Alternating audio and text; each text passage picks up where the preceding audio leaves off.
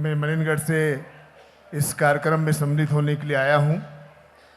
गुरुदेव के चरणों में मेरा प्रणाम।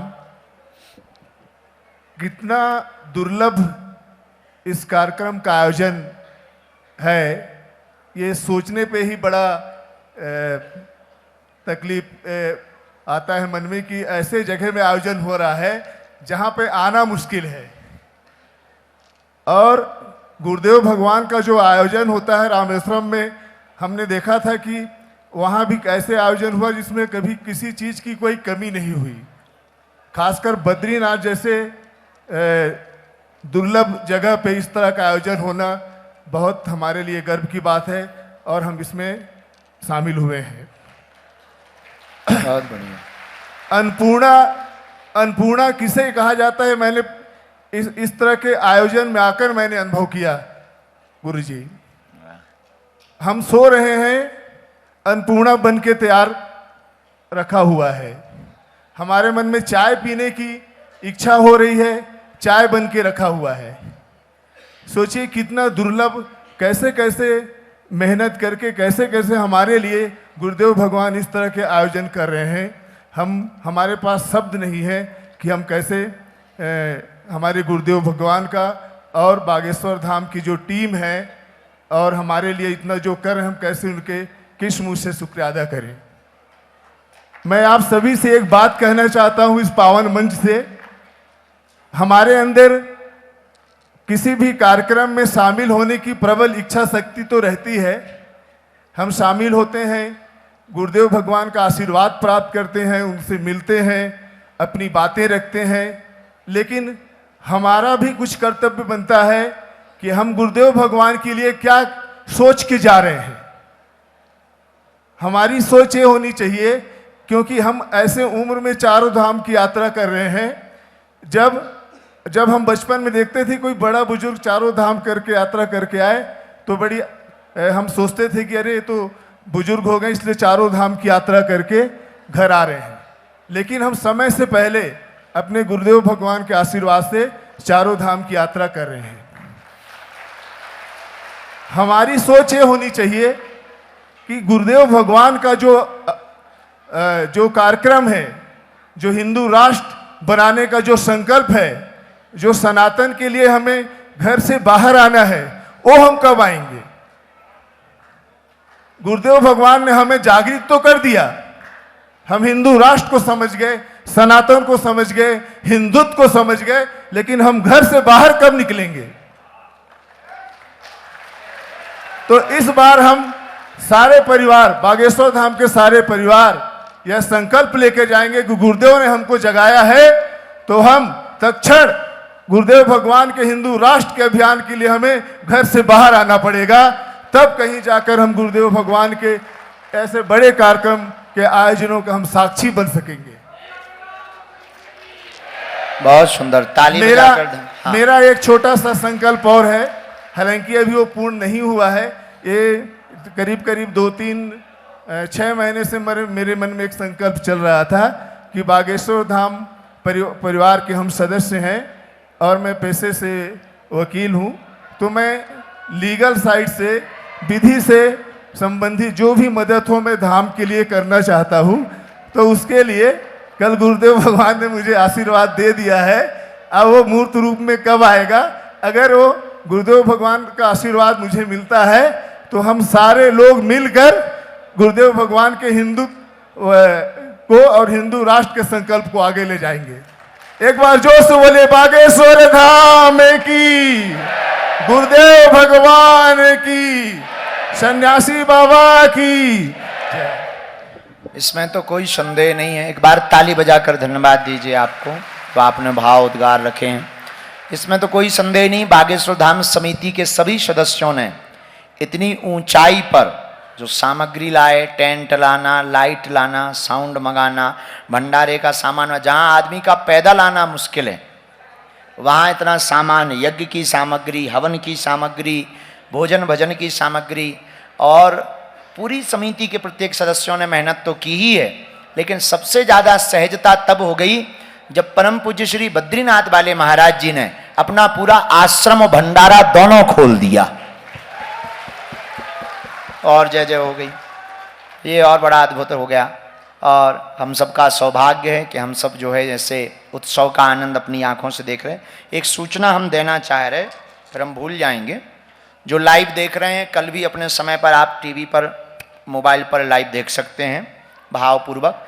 इन चारों धामों की कथाओं का करने का हमारा उद्देश्य सिर्फ इतना है, आप अपनी भारतीय सनातन आध्यात्मिक संस्कृति से परिचित हो पाएं। धाम क्या है, चारों धाम क्या है, द्वादश ज्योतिर्लिंग क्या है। अभी हमारे चारों धाम नहीं हुए, बल्कि 2 हुए हैं, आगे फिर बढ़ रहे हैं। जगन्नाथ जी जाएंगे, फिर द्वारका जी जाएंगे, फिर रामेश्वरम जाएंगे, फिर विराम करेंगे। तो चारों धाम तो पूर्ण करेंगे ही, पर इन चारों धामों में जा जाकर ये छोटे छोटे स्थानों पर कथाओं को करना, जहां हम कथा कह रहे हैं, ये भी कोई साधारण भूमि नहीं। बद्रीनाथ तो है ही है, पर ये परमार्थ निकेतन, परम पूज्य श्री गंगा परमार्थ वाले पूज्य महाराज जी, पूज्य मुनि जी, श्री पूज्य श्री चिदानंद मुनि जी, वो भी गंगा माता के लिए निरंतर प्रयास कर रहे हैं। उनके इस स्थान के प्रांगण में कथा हो रही है, उनको भी हम सब प्रणाम करते हैं। सूचना ये है वीडियो के माध्यम से सबके लिए, बागेश्वर धाम पर मुंबई के एक बड़े ही प्यारे गोवानी जी के द्वारा राम मंदिर बनने के बाद उनके अंदर हनुमान जी ने प्रेरणा दी, तो बागेश्वर धाम का मंदिर बनवाने का उन्होंने संकल्प लिया। पहले बड़ा छोटा स्थान था, आप लोगों को दिक्कत होती थी। उन्होंने दिन रात एक करके बड़े युद्ध स्तर पर, वर्तमान में उसमें डला भी है नेट पर देखो, तो उन्होंने बड़े युद्ध स्तर पर कार्य करके बागेश्वर धाम का एक सुंदर सा मंदिर बनाने का संकल्प लिया। छोटा है पर बहुत प्यारा बन रहा है।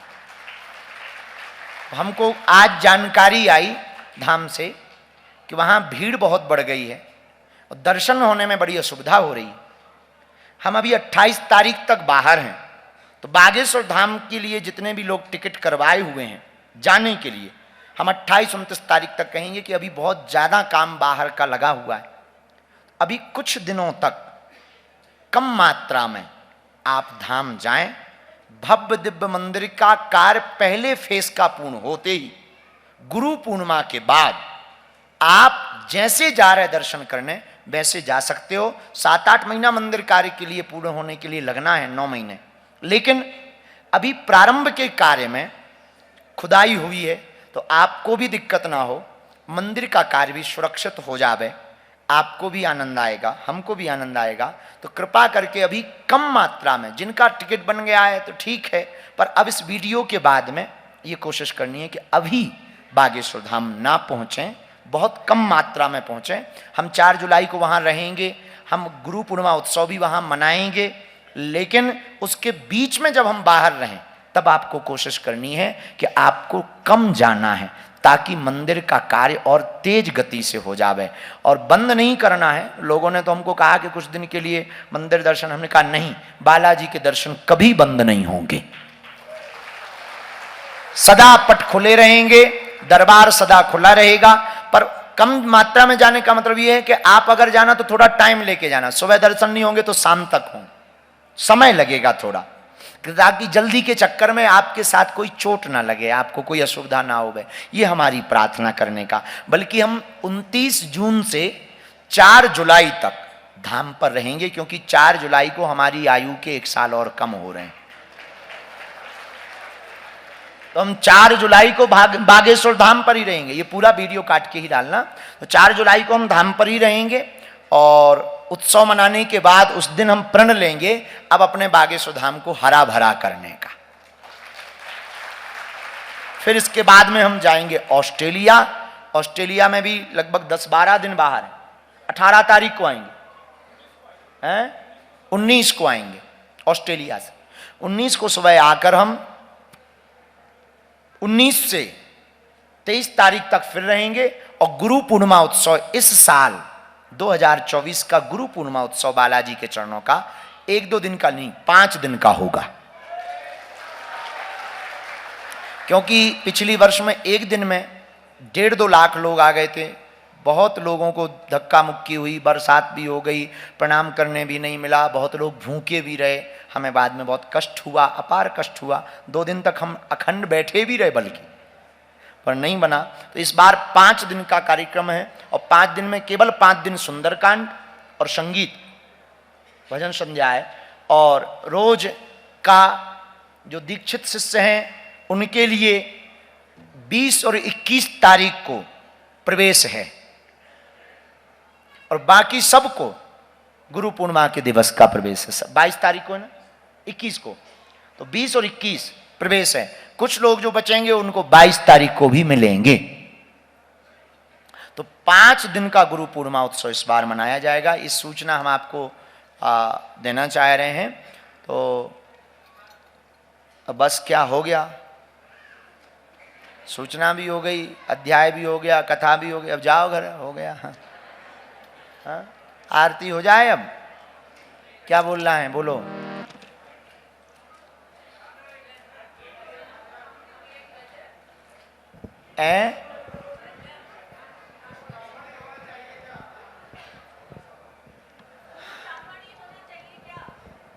वो माइक से बोलें तो पता नहीं। गुरुजी के चरणों में कोटि कोटि प्रणाम। हाँ, आशीर्वाद है। गुरुजी, मेरे जो गुरुजी है ना, बहुत पहुंची हुई हस्ती है, हाँ। पर वो ब्राह्मण नहीं है।